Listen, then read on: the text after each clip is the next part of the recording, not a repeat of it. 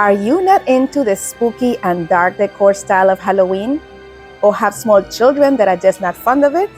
Well, today I bring you 3 Halloween decor DIYs that are bright, sweet. They are all inspired by candy corn. Let's get started. I found this wreath form for $1 at a garage sale. I'm just going to remove that tag. And I have these flowers that I found from Dollar Tree. I'm going to just cut them into individual pieces so I'm able to arrange it on the wreath form. Some of the flowers were a little bit wrinkled and deformed, so I'm just going to use my heat gun to help me put them back in place. So just add some heat, just don't be too hot with it, and keep your distance so you don't burn your flower. And look how cute that turned out. We are going to just arrange this in between each one of the grapevines. I am trying to avoid as much as possible using hot glue, so I'm able to use this wreath form for other DIYs if I choose to do so. I am trying to keep a pattern of one yellow and one orange, trying to keep the whole thing balanced and symmetrical. And I'm going to repeat the same process on the other side. Once both sides meet in the middle, I'm going to try to even it out and keep the same pattern of colors between the yellow and the orange. And I'm fluffing the flowers and trying to put them up so they will be shown at the front of the wreath form. There were a couple of places in which the flowers did not want to stay in place, so I did add the smallest amount of hot glue in those areas just to keep everything in place. Then I took one of these trick-or-treat signs that I found at Dollar Tree, and I'm going to place it right there in the middle. I'm going to use the same hanger that I came with. I'm just going to untie it and tie it around the wreath form.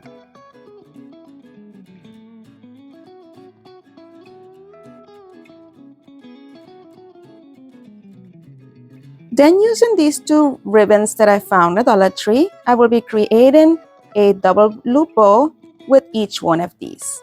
For the orange one, I will be creating a bigger bow. So the first thing that I did was go ahead and create a length that was big enough for my desired tail. And then I just looped it on the opposite side and kept looping it, as you see there, to the opposite side, crisscrossing it, creating a loop each time I went to the other side. I hope this is easy to understand. Once I was satisfied with the bow, I'm going to go ahead and cut off the excess so both of my tails are even. Then I'm just going to scrunch this in the middle and tie with a piece of jute cord.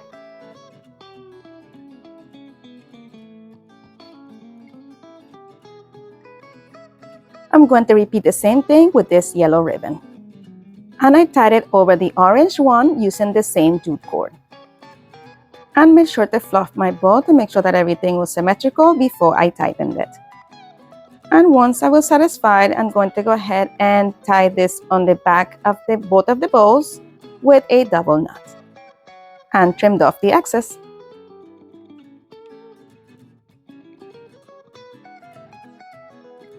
Then I'm cutting off a piece of the orange ribbon to cover up the jute cord.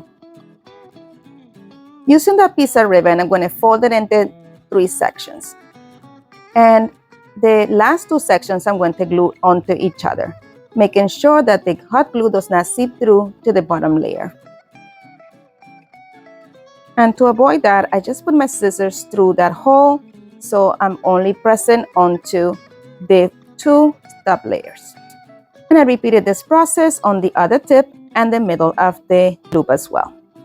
My friend, if you enjoyed this video so far, please don't forget to leave it a big thumbs up.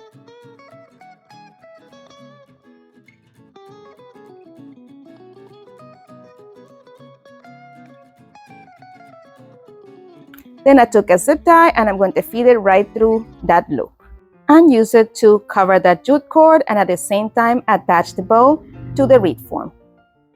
I simply thread both ends of the zip tie through the vines and then tighten it on the back. But first I made sure that the loop was neat on the front. And then I dovetail the ends of each one of the tails to reveal a dovetail kind of tail. And I repeated the same process with all 4 of the tails. And that is it. You let me know what you think.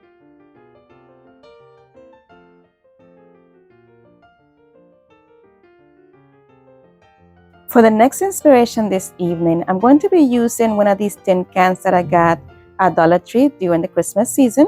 And first I painted it all white using my Rust-Oleum linen white chalk paint. Once the paint was dry, I'm going to use this yellow from Apple Barrel, and I'm going to paint the bottom section. I'm using those lines as a guide to keep the lines neat. Then I used this pumpkin color for the middle section, and I left the other one white, but then I changed my mind. I wanted to invert it, so I decided to paint the top yellow and the bottom white.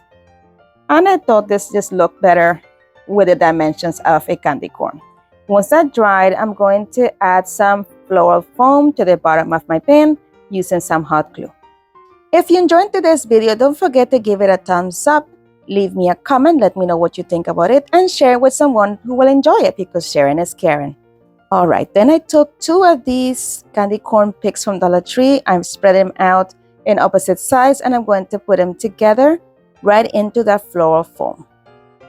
But then I decided that I wanted to put something to cover the top section, so I'm going to take a piece of foam board and I'm pressing down the edge of the pan onto it to form an indentation that will help me gauge exactly how much I need to cut off.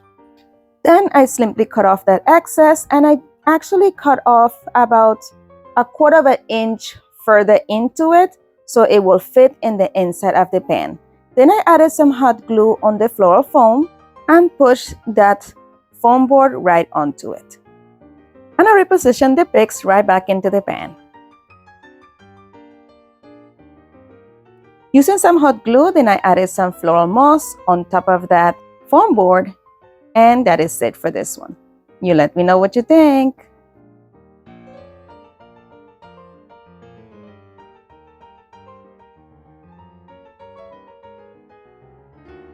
For the next inspiration, I'll be using one of these pumpkins from the Dollar Tree. I removed that paper and also removed that stick. Removed also the boduncle off of it as well. And I'm going to use some of these flowers that I found from Dollar Tree. I'm just going to cut them into smaller pieces and add them to the top of my pumpkin. If you're still with me this far into the video, guys, I want to take a moment to say thank you so much for sticking with me.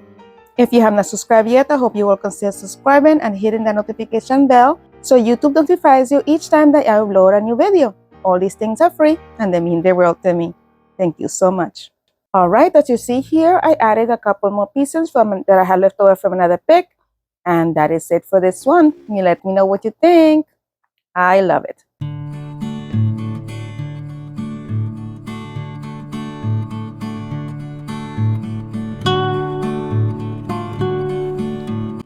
And here we go with the final review. I hope you enjoy these.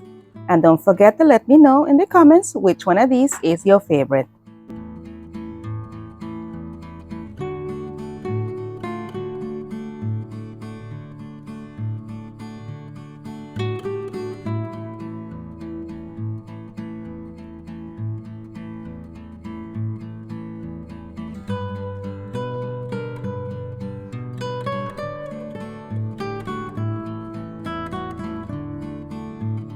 My friends, as always, thank you so much for watching. Be blessed, be a blessing, and craft responsibly. And if you would like to follow me on social media, here are my social media links. And don't forget to visit my friends in the playlist. If you would like to watch some more of my videos, here's a suggestion, and you are more than welcome to binge away with this playlist as well. Thank you so much for spending time with me today. You're amazing. Bye.